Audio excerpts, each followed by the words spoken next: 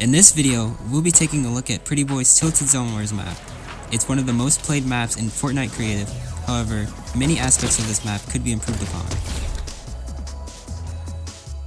When the game starts, you are given the choice to pick one of the 4 teams. This is normally a good thing in creative maps, as players want to be on the same team of their friends. However, issues can arise when there's an unintended number of players in the lobby. Take a look at this example. Let's say we have 5 out of 16 possible players in the lobby. One of those players just won 2 rounds in a row, so naturally everyone wants to be on their team. The result of such scenario would look like this. Clearly, this isn't so fair for the one player, especially if they're going against a skilled player with teammates. One way to alleviate this problem, while also maintaining some aspect of player choice, is to only enable team choices based on how many players are in the lobby. Here's what that could look like.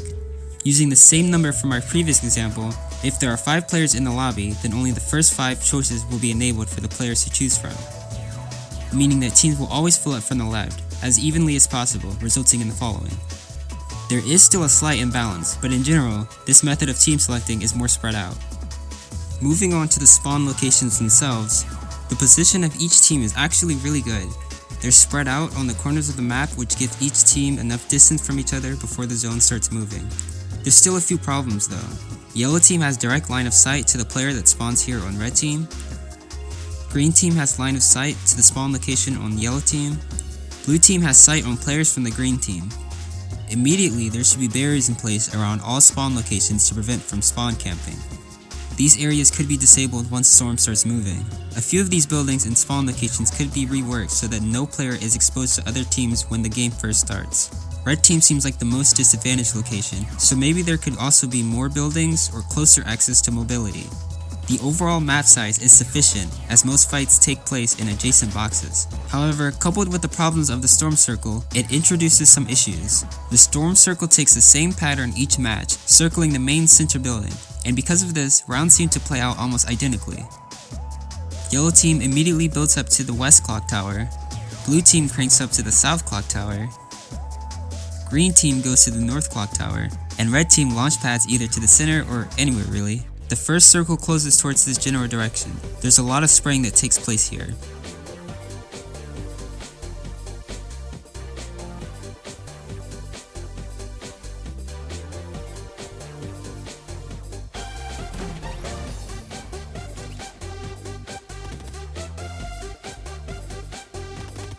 After a bit, majority of the players drop down and start tunneling on the ground level, while 1 or 2 players stay at height fighting or spraying down.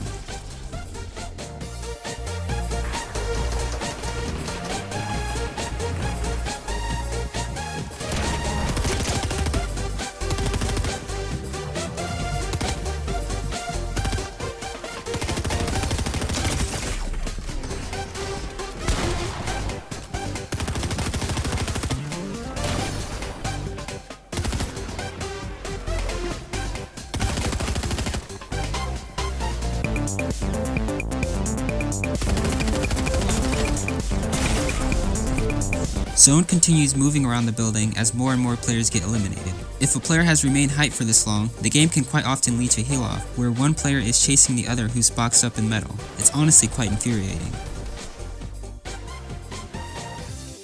I'm not exactly sure how storm devices work, but 2 things could improve this aspect of the map. The map could be bigger with various additional buildings of higher and lower ground, perhaps even a varied shape or areas that you have to build around. The zone path could differ each round, which would lead to players experiencing different parts of the map and potentially having rounds play out differently.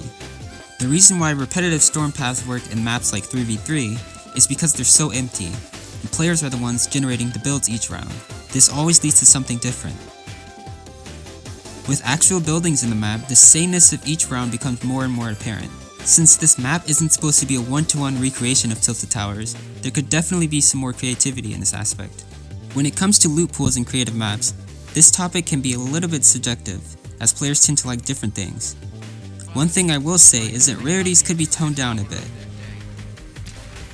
Not every weapon needs to be epic or legendary, as they can sometimes feel a bit obnoxious. There could also be a bit more balancing with the heals. Since this is a Zone Wars map, each player should spawn with the form of white heals. There have been many times where I've spawned in with just minis. The are some loot and heal spawns located throughout the map, but these could have some variety as well. This goes back to my previous point about the repetitiveness of the map.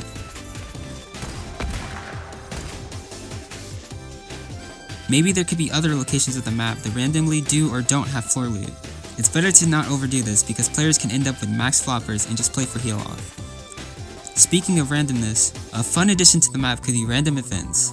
In a previous version of the map, there was the Rising Water event. I don't have any specific ideas for this, but it could be cool to see a form of this return in the future. I think I covered the major issues I have with this map. If there's anything you'd like to mention, as well as other maps I should check out, please comment them below.